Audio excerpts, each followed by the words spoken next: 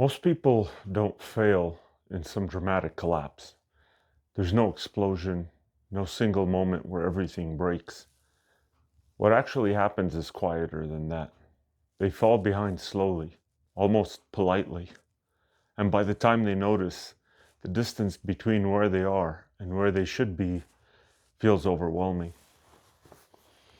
This is important to understand because the most dangerous kind of failure doesn't look like failure at all. It looks like normal life, looks like routine, looks like days that pass without urgency, without pressure, without friction. And that's exactly why it works. People imagine that when they're falling behind, they'll feel alarmed. They'll feel scared. They'll feel some obvious signal telling them something is wrong. But that signal almost never comes.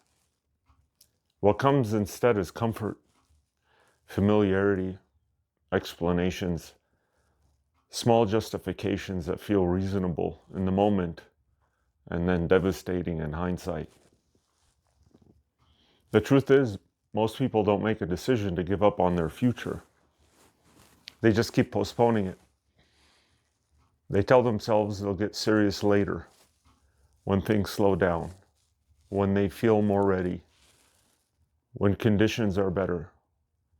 And without realizing it, later becomes never. Here's the first uncomfortable truth. Falling behind doesn't feel like pain. It feels like relief. Relief from pressure, relief from responsibility, relief from having to push when it would be easier not to. That relief is addictive. And once you start choosing it regularly, it begins to shape your life. You skip one hard conversation, you delay one important decision, you take the easier option one more time. None of it feels catastrophic. In fact, each choice feels harmless. But stacked together over months and years, those choices quietly compound into a life that's smaller than it could have been.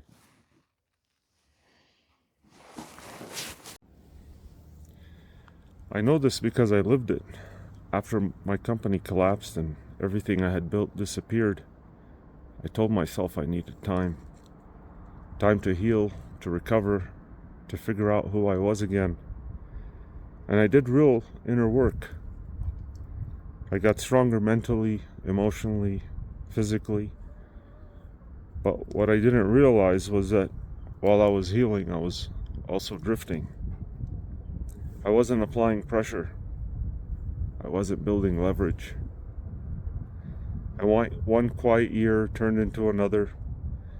And now I'm in a position where I have a lot less freedom, fewer options, less room to move, and kids who still depend on me. That's the real cost of drift. Not failure, but loss of optionality. You don't feel it while it's happening. You feel it when you suddenly realize how little margin you have left. This is how drift works. Drift doesn't announce itself. It doesn't demand attention. It just gently carries you away from who you said you were going to be. One of the clearest signs that someone is falling behind is that nothing feels urgent anymore. Days blend together, weeks pass quickly.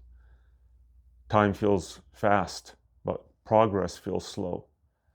They're busy but not advancing, occupied but not moving forward. And because they're not actively failing, they assume they're doing fine.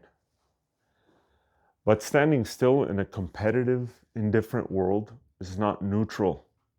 It's backward motion disguised at rest. Another sign is overthinking. Not deep thinking, but overthinking. Endless analysis, planning, consuming information, watching videos, reading books, waiting for clarity before acting. It feels intelligent, it feels responsible, but often it's just fear wearing a respectable mask. Action clarifies, not the other way around. And when action is postponed long enough, Thinking becomes a way to avoid responsibility without admitting it. The third sign is comfort becoming the priority, not happiness, comfort. Comfort with routines that no longer challenge you. Comfort with people who don't expect more from you. Comfort with habits that make the day easier, but the years harder. When comfort becomes sacred, growth becomes threatening. And here's the brutal part. No one comes to interrupt this process. There's no external force that shows up and says, "You're drifting, wake up." Life doesn't do interventions like this. It just keeps moving. And by the time most people realize they've fallen behind, the realization comes with regret. Regret that feels heavy, because they can see that nothing dramatic stopped them. No tragedy, no catastrophe, just choices they made or avoided over and over again. This is why blaming circumstances doesn't work. Even when circumstances are unfair, and they often are, drift still happens internally. Two people can face the same limitations and end up in radically different places, depending on where they resisted drift or surrendered to it. What separates the people who stay ahead from the people who quietly fall behind is not talent, it's not luck, it's not intelligence. It's their relationship with discomfort. One group treats discomfort as a signal to retreat, and the other treats discomfort as a signal to move. There's a simple rule that governs this, and once you see it, you can't unsee it. If something is consistently easy, it's probably costing you. If it's consistently easy, it's costing you. It's costing you time, sharpness, optionality, future leverage. Easy days feel good in the moment, but they demand payment later.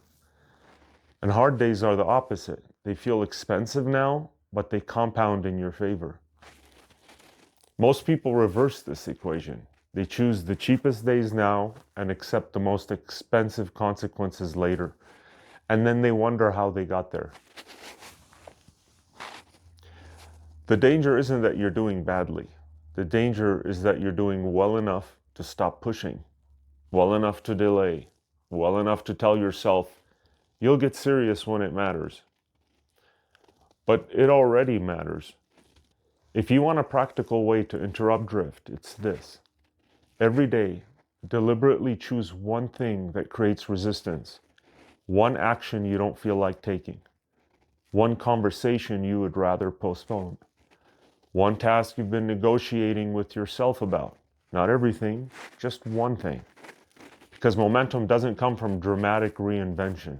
It comes from daily friction in the right direction. So I don't want you to panic. It's not about panic, right? It's about awareness, about realizing that no one falls behind all at once. They fall behind one comfortable decision at a time. And the moment you see that clearly, you regain control. This thing is starting to boil. Sorry. So you don't need to overhaul your entire life today. You need to stop drifting. You need to stop confusing comfort with safety. And you need to remember that the future you want is built quietly, daily, by doing what's slightly uncomfortable while everyone else is choosing what's easy. You don't need to overhaul your entire life today. You need to stop drifting. You need to stop confusing comfort with safety. And you need to remember that the future you want is built quietly, daily, by doing what's slightly uncomfortable while everyone else is choosing what's easy. There's a rooster in the background here. All right, let's. So the truth is simple. Even if it's hard to accept, if you don't choose your direction deliberately, life will choose it for you, and it rarely chooses in your favor. Thanks for watching today. If you found this useful, please share it with a friend and like and subscribe. It supports my channel. And I'll see you on the next video. Thanks.